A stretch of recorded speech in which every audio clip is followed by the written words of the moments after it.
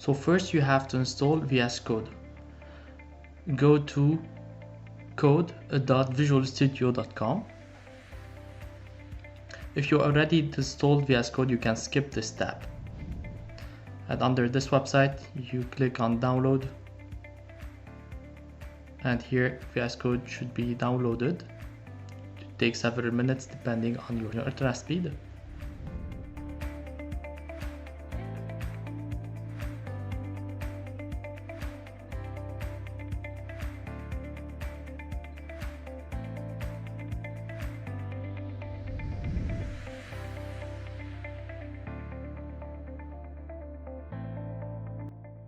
You can follow the default steps to install Visual Studio.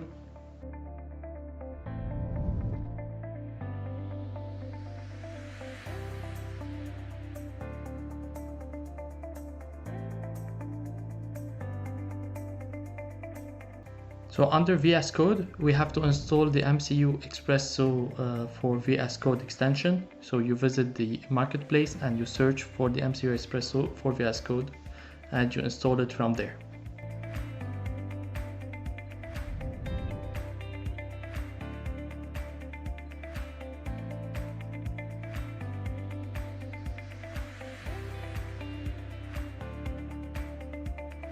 The installation should be relatively fast, and once installed, you open the extension, and then you have to install other tools.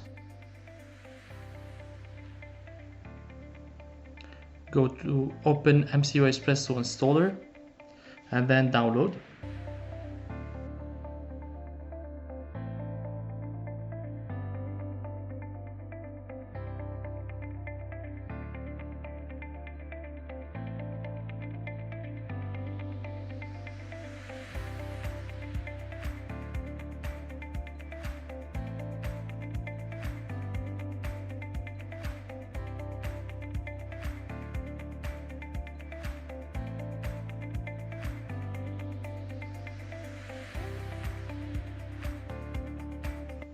So under MCUXpresso installer, you have to select Zephyr developer and link server, and then you hit install.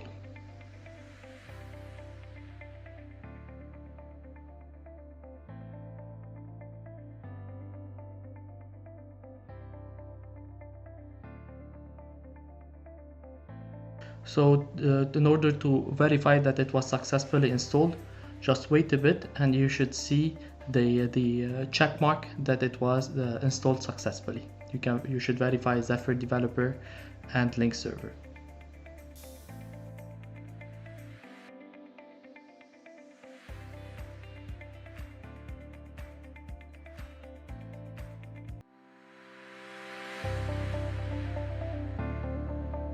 Now to create a simple application, firstly, you go to the MCUXpresso for VS Code, and the first thing to do is to install, to create a Zephyr workspace, or just to import Zephyr. So here you do import Zephyr project. You select the path. You specify the name of the folder where it's going to be cloned, and the repository. So it should be, by default, it suggests the official Zephyr repository.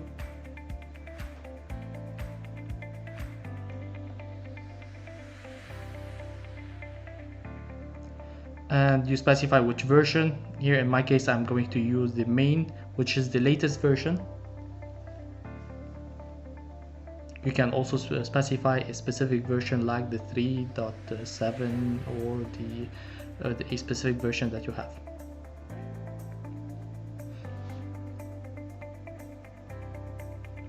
Here it will be cloning the repository and also the additional modules that we have. So once the clone finished, you can see it under installed repository, and you should find Zephyr on this section.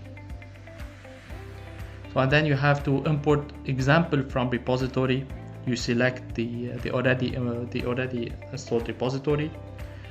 For the SDK, you can have your custom SDK, or MCUXpresso provide by default an SDK.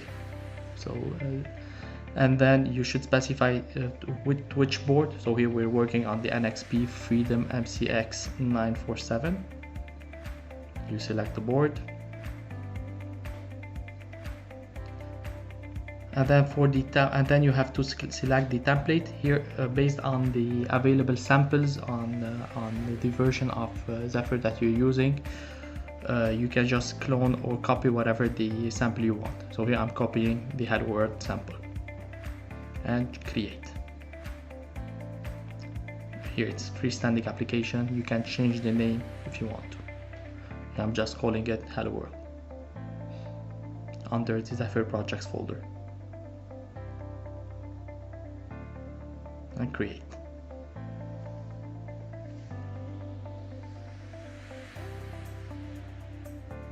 Here you have your application, the Hello World application already cloned, and you have everything needed. You can build it and debug it from this section. So here you can click on the build or the debug on here, or you can look at the C code. Here just a simple Hello World. You have just a printf Hello World, and you have by the default CMake list for this project, and the template ready to be used. In order to build it, you can just click on the build on the bottom to build it, or as I said, you can also do it from the extension. So here it will just run the standard build. It should take the first time a couple of minutes just to build all the files in Zephyr.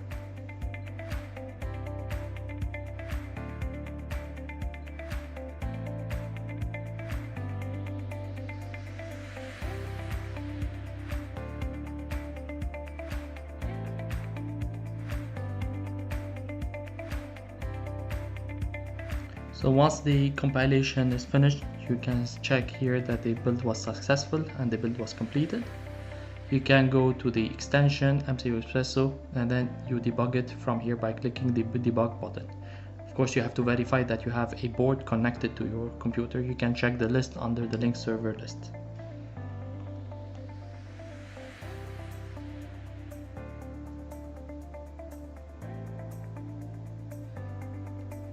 And here we have a successful debugging session that is running, that you can do whatever, any debugging session. You can see all the registers, and you can also see local variable if you have. In order to see the serial output, you have to go to the serial monitor. You have to make sure that you have selected the correct COM port, and then you just start monitoring. And when you do step over or you continue, you should see the printf output on the console. You can learn more about using Zephyr and access additional resources by visiting the link below. Thank you for watching.